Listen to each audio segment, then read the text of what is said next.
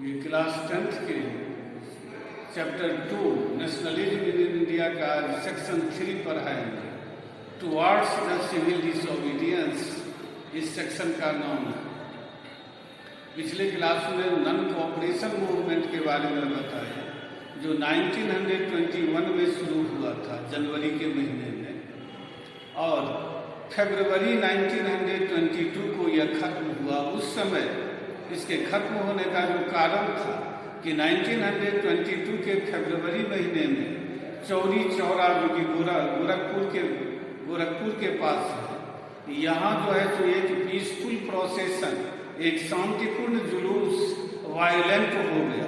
Police station पर attack कर दिया, उसमें जो है तो आग लगा दी, और इस आग लगने से जो है 2 दर्जन के लगभग जो है तो जो पुलिस पर्सन थे वो जो है तो जल करके मर गए। गांधी जी को लगा कि यह वायलेंस यह मूवमेंट वायलेंट हो गया है, हिंसक हो गया है, और यदि आगे जारी रहा तो ये दोनों जो सत्याग्रही हैं, जो कि नॉन कोऑपरेशन मूवमेंट में भाग लेने वाले लोग हैं, वो और पुलिसकर्मी एक दूसरे पर अटैक और काउंटर अटैक करते रहेंगे और पूरे देश में ये वायलेंस बढ़ता चला जाएगा। और गांधी जी का हर वक्त मूवमेंट जो है सो नॉन वायलेंट मूवमेंट होता था। गांधी जी को वायलेंस पसंद नहीं था, इसीलिए उन्होंने इस मूवमेंट को हॉल्ट कर दिया, रोक दिया, और इस तरह जो है फरवरी 1922 को नॉन कोऑपरेशन मूवमेंट समाप्त हुआ। अब 1920 के डिकेड में बहुत सारी ऐसी बातें हुई जिसने आगे जो सिविल डिसोबीडियंस मूवमेंट जो गांधी जी शुरू किया उसको प्रभावित किया। उसके बारे में जानेंगे, लेकिन उससे पहले जाने कि कांग्रेस के भीतर 2 ग्रुप हो गए।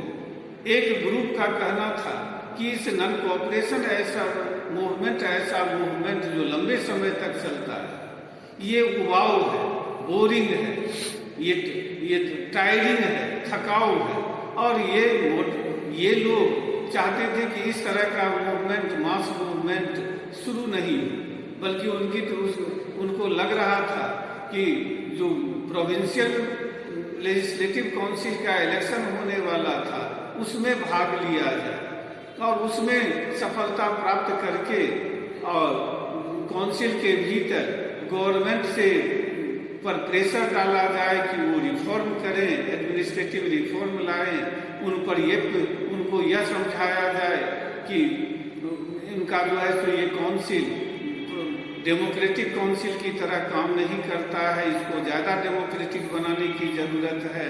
गवर्नमेंट के पॉलिसीज पर जो है तो डिबेट किया जाए, आर्ग्यू किया जाए। ये सब उनका था कि इसके माध्यम से उनको लगता था कि गवर्नमेंट को ज़्यादा प्रेशराइज किया जा सकता है। उसकी तुलना में उनको लगता था कि ये मास एजिटेशन यानी नॉन कोऑपरेशन मूवमेंट, ऐसा मूवमेंट उनको लगता था कि ये बेकार की चीज़ है, इससे कुछ हासिल नहीं होगा।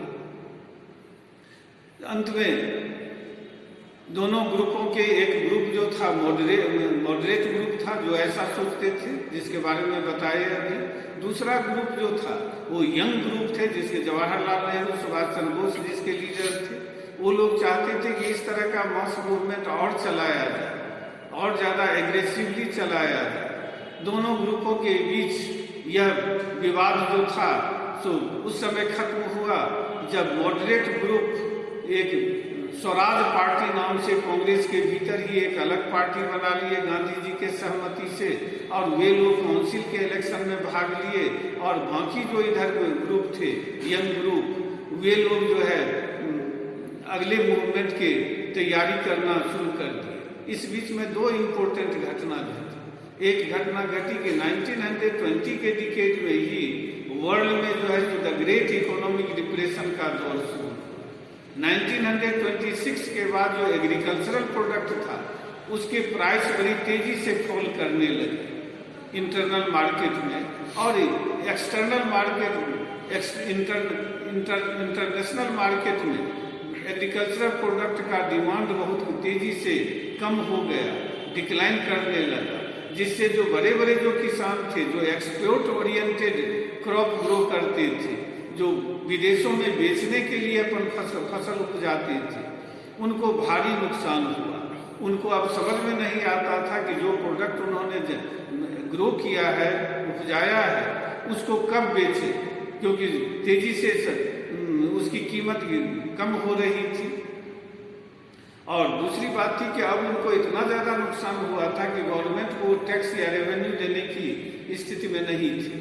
इसीलिए गांव देहात में जहां किसान रहते हैं, वहां जो है तो उथल पुथल की एक टर्मोइल के सिचुएशन बन गया था, उथल पुथल की स्थिति बन गई थी। वहाँ बहुत ज़्यादा बेचैनी थी, वहाँ बहुत ज़्यादा अनएम्प्लॉयमेंट आ गया था, क्योंकि किसान की किसानी अब नहीं चल रही थी। कल्टीवेशन एक्टिविटी जो ठप पड़ गया था, और जो खेतों में काम करने वाले मजदूर थे उनको एम्प्लॉयमेंट नहीं मिल रहा था। दूसरी जो घटना घटी इसी पीरियड कि 1928 में ब्रिटिश गवर्नमेंट, जिसको टोरी गवर्नमेंट कहा जाता है, टोरी पार्टी का नाम, जिसको कंजर्वेटिव पार्टी इंग्लैंड में कहते हैं, उसी का एक नाम टोरी पार्टी भी।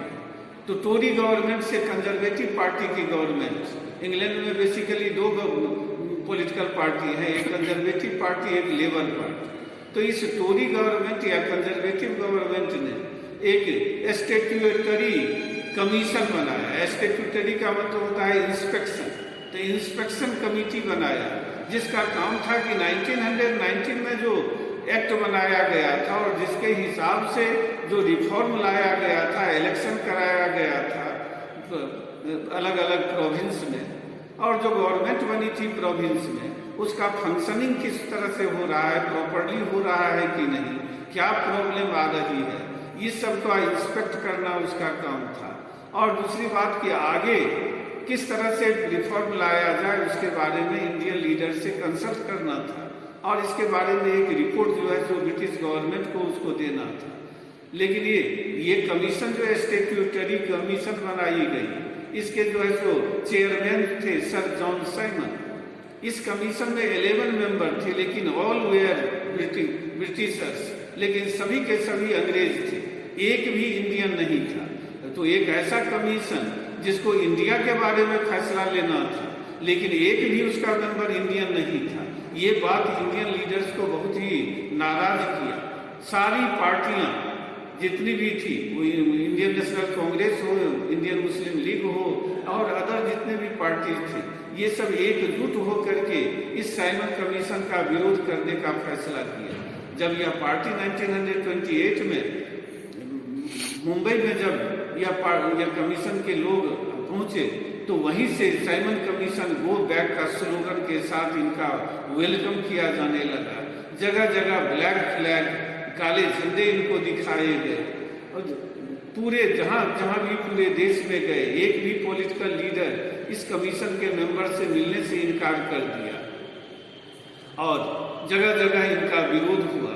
पुलिस प्रदर्शनकारियों पर बहुत ज़्यादा लाठी चलाई, और इसी क्रम में लाला लाजपत राय पर जो है पंजाब में इतनी लाठियां बरसाई गई कि वो बाद में उसके कारण बीमार रहने लगे और उनकी मृत्यु हो गई। तो उसके बाद तीसरी जो घटना घटी कि 1929 में लाहौर में कांग्रेस की एनुअल मीटिंग हुई, और इस मीटिंग में जो यंग लीडर थे सुभाष चंद्र बोस, जवाहरलाल नेहरू ऐसे, इन लोगों के प्रेशर पर जो है सो एक प्रपोजल पास हुआ, जिसका लक्ष्य था कि कांग्रेस आगे फुल इंडिपेंडेंस यानी पूर्ण स्वराज प्राप्त करने की कोशिश करेगी। ये प्रपोजल जो कांग्रेस में पास हुआ, उस समय कांग्रेस के प्रेसिडेंसी जवाहरलाल नेहरू के हाथ में थी, यानी कांग्रेस के उस समय के जो प्रेसिडेंट चेयरमैन थे वह जवाहरलाल नेहरू थे। तो उन्हीं के नेतृत्व में जो है तो यह प्रपोजल कांग्रेस ने पास किया, और इसमें तय किया गया कि 26 जनवरी 1930 को कांग्रेस स्वतंत्रता दिवस मनाएगी पूरे देश में, और लोगों को अपील करेगी कि अब आगे कांग्रेस के साथ पूर्ण आज़ादी प्राप्त करने के लिए संघर्ष करें। लेकिन इसमें लोगों की भागीदारी ज़्यादा नहीं हो पाई।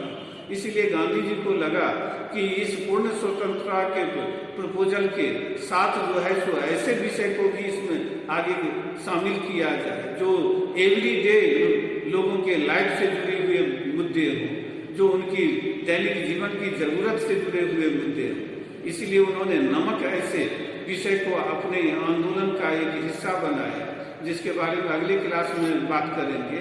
साल्ट सत्याग्रह मूवमेंट